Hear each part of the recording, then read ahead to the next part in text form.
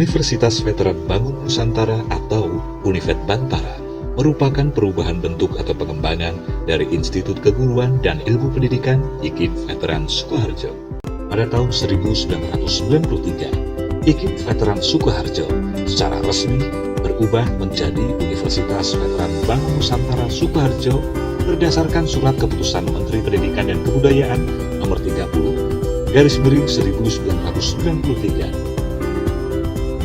Semenjak itulah, kampus ini memiliki visi terwujudnya universitas yang unggul, berkarakter, mandiri dan memiliki nilai-nilai kejuangan, serta misi menyelenggarakan pendidikan yang berbasis pada nilai kejuangan, menjalankan penelitian dan penyelenggaraan pengabdian kepada masyarakat untuk mengembangkan IPTEX dan SOSMI, serta menjalin kerjasama yang saling menguntungkan sesuai dengan kebutuhan pembangunan. Univet Bantara Sukoharjo menghendaki para sarjana lulusannya mempunyai wawasan yang luas sehingga dapat menyumbangkan tenaga dan pikirannya untuk kepentingan bangsa, negara, dan pembangunan. Program studi pilihan, Fakultas Keguruan dan Ilmu Pendidikan atau FKIP, Fakultas Teknik, Fakultas Kesehatan Masyarakat, Fakultas Pertanian, Fakultas Ekonomi, Fakultas Ilmu Sosial dan Ilmu Politik, serta program Pasca Sarjana.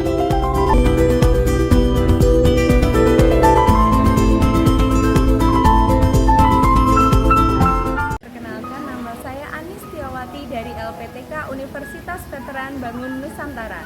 Di sini saya dari Prodi Bimbingan dan Konseling ingin memperkenalkan nomor UKG saya 2020467176. Di sini saya akan mempresentasikan hasil ujian kinerja PPG dalam jabatan kategori 2 tahap 1. Silahkan menyaksikan. Anak, bagaimana kabarnya hari ini? Baik, Baik, alhamdulillah ya. Nah, Bu Anis kali ini ingin memberikan layanan terkait dengan jurus jitu agar strategi belajar kalian itu optimal dan nanti hasil nilainya juga optimal. Nah, Bu Anis sebelum memberikan layanan Sebelum mengawali layanan ini marilah kita berdoa terlebih dahulu. doa dimulai, doa selesai. Yang pertama, Flora Keisha. Ya, Bu. Kemudian Albertus Yuda. Hadir, Bu. Oke, Dani Suara, Hadir, Bu. Revan, Hadir, Bu. Arwin. Hadir. Ingin memberikan informasi kepada kalian ya nak. Jadi tujuan layanan ini digunakan supaya kalian nanti memahami gaya belajar yang tepat dalam diri kalian. Nah, gaya belajarnya itu nanti harus sesuai dengan diri kalian. Agar apa? Nah, ketika dalam penerapan pembelajaran, daya serap kalian maksimal. Kira-kira kalian seneng nggak mendapatkan nilai maksimal? Suka, senang, Bu. Senang. Nah, Bu Anis ingin share screen terkait dengan video.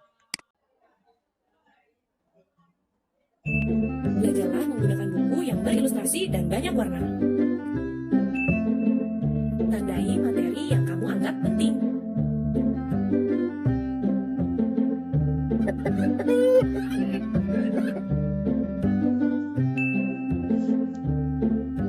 Usahakan belajar di tempat yang terang ya.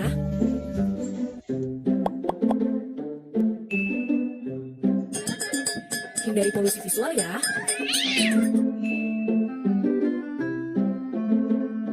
Kalau kamu punya ide, jangan lupa ditulis ya. Tahu nggak?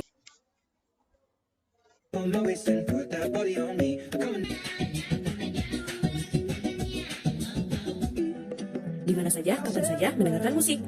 Lebih suka berkomunikasi melalui ini.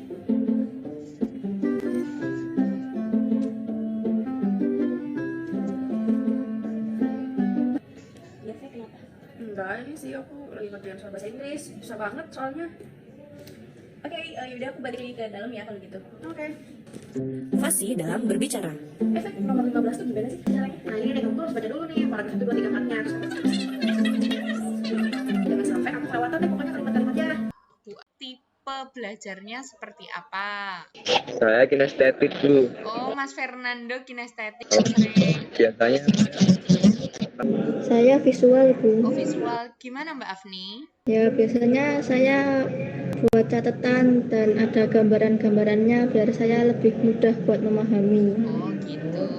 Berarti Aku auditory karena kalau belajar aku sambil dengerin musik gitu. Nah, sekarang dari video tersebut ternyata hampir sama ya karakteristiknya dengan kalian. Sekarang Bu Anis mau memberikan beberapa soal. Nah, di ini apa tipikalnya? Kalau ada mata berkaitan dengan gaya belajar apa? Visual. Kemudian kalau telinga, auditory. gerak. Berarti berkaitan dengan apa? Kinestetik. Oke, sudah melihat video dari Bu Anis. Otomatis kan kalian sudah tahu kan kelompok kalian kira-kira itu model belajarnya tipikal apa. Yuk sekarang yang auditori siapa ya auditori? Flora. Kemudian, Saya, Bu. oke Mbak Saya Tisha. belajarnya Terus, auditori. kalau visual ini siapa yang sering Saya, belajar dengan saya. Mbak Afni, terus Visual. Mas Yuda. Kemudian ini kinestetik. Kinestetik siapa ya? Saya, Bu. Saya. Oke, Mas Arwi. Saya, Bu. Saya, Bu Oke, nanti Bu Anis akan membacakan di dalamnya itu ada beberapa soal. Nah, nanti soalnya kalian jawab dan kalian diskusikan dengan teman-teman kalian. Saya akan membacakan tipikal dari kinestetik dulu. Selama ini aku belajar dengan mencatat. Catatanku tidak rapi. Aku cenderung tidak suka ballpoint. Apalagi ballpoint banyak warna. Yang penting aku ikut-ikutan teman lainnya karena aku berpikir orang-orang nyaman dengan mencatat. Biar aku seperti mereka saja. Kemudian, pernah pada pelajaran praktik biologi, nilaiku tinggi sendiri karena pada waktu itu praktik langsung cara menstek tanaman yang benar. Bahkan aku dimintai guru untuk menjelaskan di depan teman-temanku. Namun, selama ini aku masih bingung gaya belajarku itu apa dan bagaimana bisa aku membiasakan gaya belajarku dalam kehidupan sehari-hari. Soal visual, aku senang dengan warna-warni. Saat menulis, aku cenderung mencatat dengan tanda warna berbeda. Saat aku membaca catatanku, wah, aku senang sekali karena bagiku lebih mudah dan banyak warna-warninya. Namun, aku sebenarnya juga senang belajar dengan YouTube. Tapi sayang sekali saat dengar 5 menit saja, kepalaku jadi pusing. Menurut kalian, apa yang harus aku lakukan? Tadi kalian sudah membentuk kelompok, belajar dengan baik. Sekarang saya beri waktu 3 menit untuk memecahkan soal-soal tadi. Saya sudah, Bu. Kelompok kinestetik. Kelompoknya Mas Arwin sudah. Saya sudah, Bu. Oke, kelompoknya Mas Revan. Yuk. Sudah, Bu. Sekarang Bu Anis meminta kelompok siapa dulu yang ingin membahas apa yang kalian diskusikan tadi. Kelompok kinestetik, Bu. Ya, nomor 1 dari contoh di atas harusnya sikap setiap gaya belajar seseorang tidak boleh ikut-ikutan teman lainnya. Yang kedua, harusnya disesuaikan dengan kenyamanan, bakat, dan minat diri. Yang ketiga, menggunakan jari sebagai petunjuk ketika membaca. Yang selanjutnya lagi, banyak menggunakan isyarat tubuh. Tepuk tangan dulu untuk kelompok kinestetik. Selanjutnya yaitu visual. Jadi saya akan menjawab yang pertanyaan nomor 1 tadi. Jawaban nomor 1 untuk pertanyaan visual adalah aku tersebut menemukan gaya belajar yang sesuai dengan dirinya sendiri. Ya, jadi untuk gaya belajar visual, gaya belajar yang mengandalkan penglihatan dan indera mata, Bu. Jadi harus banyak mencatat dan melihat materinya. Saya menjawab yang nomor 3 dan nomor 4 juga. Jadi jawaban nomor 3 adalah siswa tersebut harus membiasakan dalam kehidupan sehari-hari agar dapat mencapai nilai yang maksimal dan mendapat kepuasan tersendiri karena memiliki catatan yang rapi. Kemudian jawaban yang nomor 4 adalah jangan mencoba hal-hal yang baru yang mungkin saja tidak sesuai dengan gaya belajar diri sendiri, karena setiap orang memiliki gaya belajar yang berbeda-beda. Jadi jawaban untuk auditori yang pertama harus mengidentifikasi diri terlebih dahulu. Yang kedua, harus menemukan bakat dan minat diri. Yang ketiga, harus menemukan rasa nyaman terhadap apa yang menunjang pembelajaran, misal mempersiapkan mood hatinya, peralatan belajar, dan metode-metode belajar yang sesuai dengan diri. Lalu untuk tips yang auditori dari masalah tersebut, dia bisa mencoba kinestetik dan auditori. Nah, ternyata auditori itu tipe gaya belajarnya. Karena dia lebih mudah paham dengan gaya belajar yang auditori itu. Jadi dia harus nemuin lagu-lagu dan irama yang cocok buat belajar. Bisa pakai YouTube mungkin. Bu Anis ingin memberikan materi ini kepada kalian. Nanti kalian sesuaikan dalam diri kalian. Apakah sudah sesuai selama ini pembelajaran? Nah, kalau belum, gaya belajarnya belum pas dengan diri kalian, nanti setelah layanan yang Bu Anis berikan, kalian dapat merubahnya. Seperti itu ya, Nak ya. Di sini Bu Anis ingin memberikan jurus jitu menemukan strategi belajar yang tepat untuk hasil belajar maksimal. Sebelumnya, Bu Anis ingin mendengarkan kepada kalian. Kalian memiliki masalah belajar nggak sih selama ini? Ya enggak, apa? Ya kadang-kadang ada Bu. Ada apanya, Nak? Coba ceritakan. Ya biasanya waktu ujian, waktu ngejar materi semalaman gitu, pas ujian paginya yang nempel di otak cuman beberapa, lainnya lupa Bu.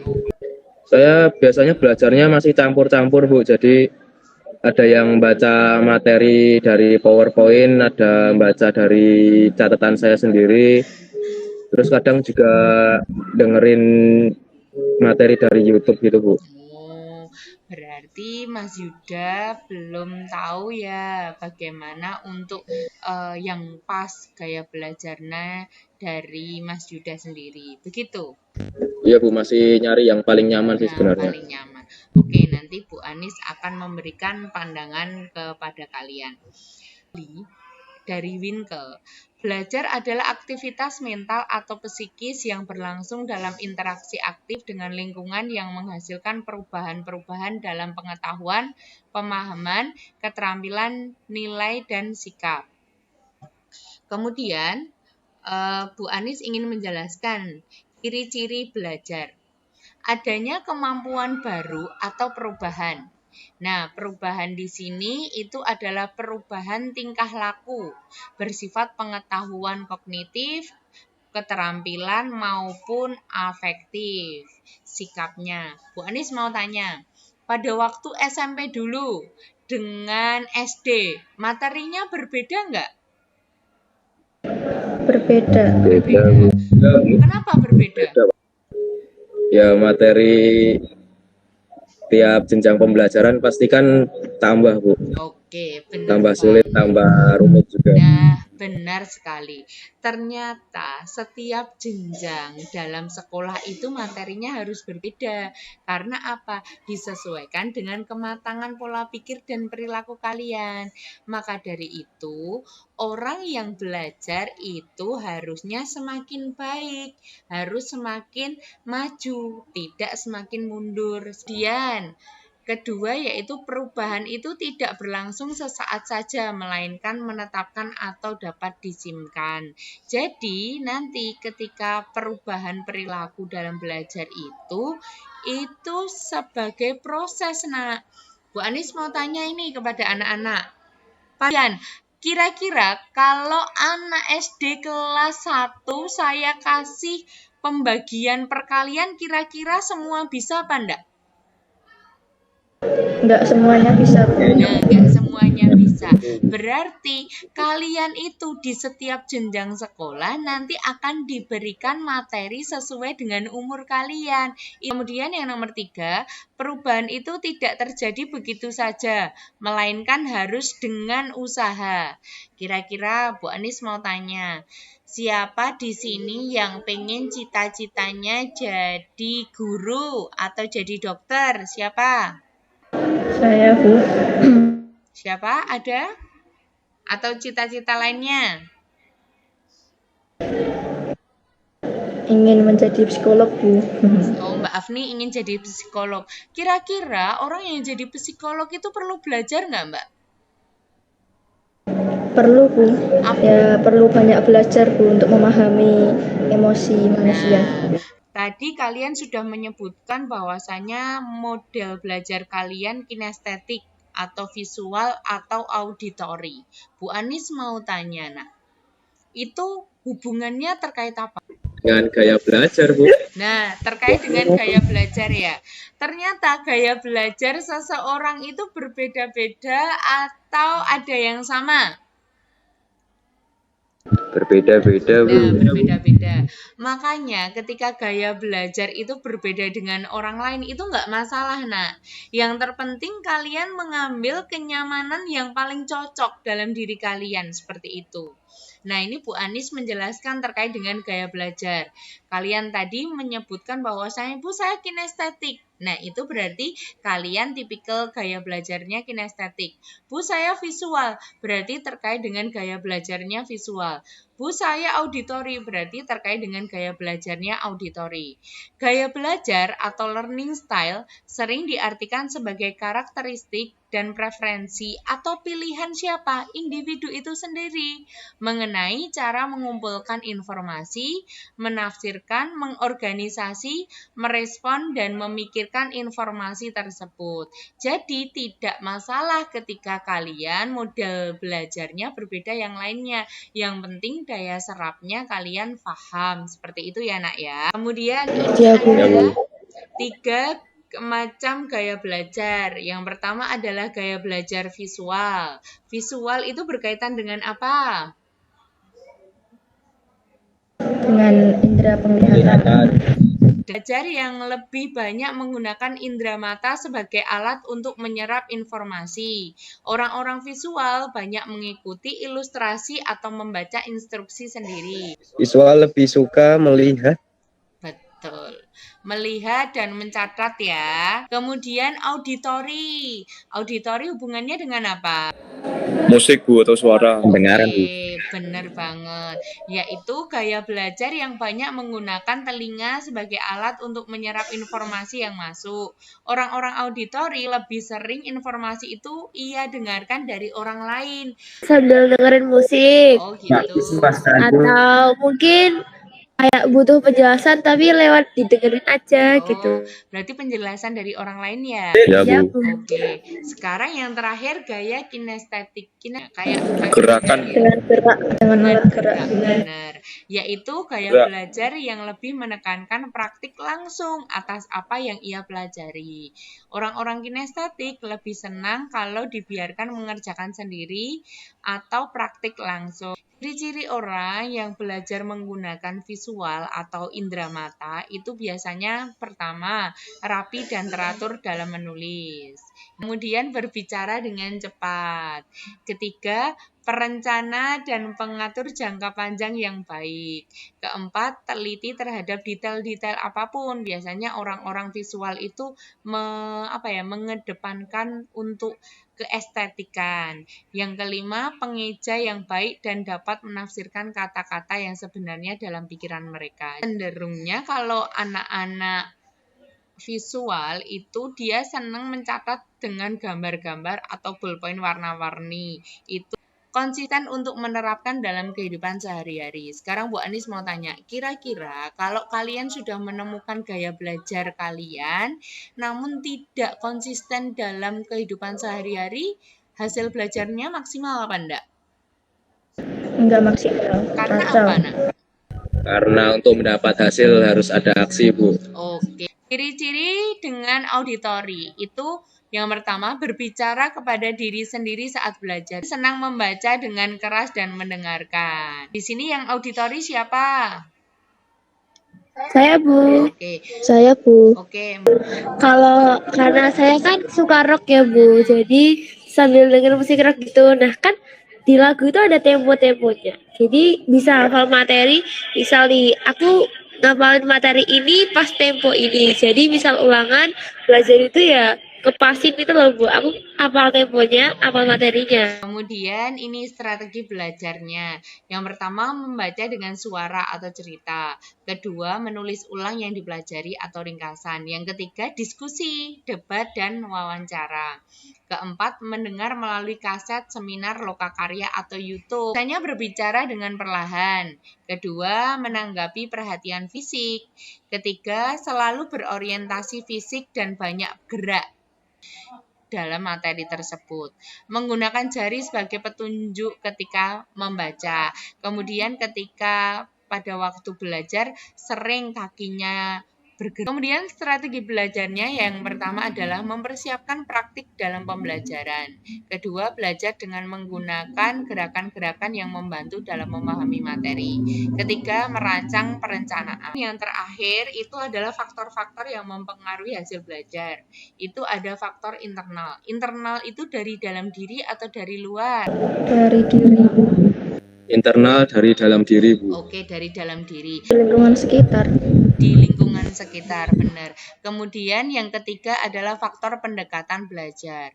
Faktor internal itu adalah aspek fisik kalian, psikis kalian, intelijensi, sikap, bakat, minat, dan motivasi. Kemudian faktor eksternalnya itu dari lingkungan keluarga, lingkungan sekolah, sama lingkungan masyarakat. Ada pendekatan belajar.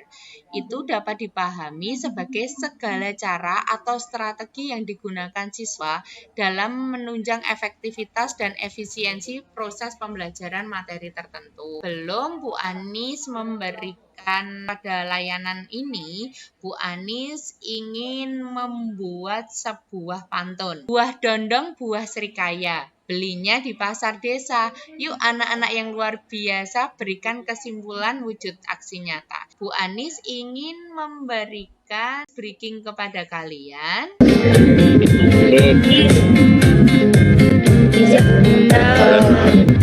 Merah. Merah.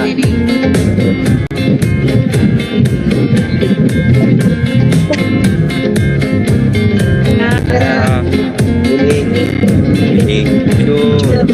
Ungu.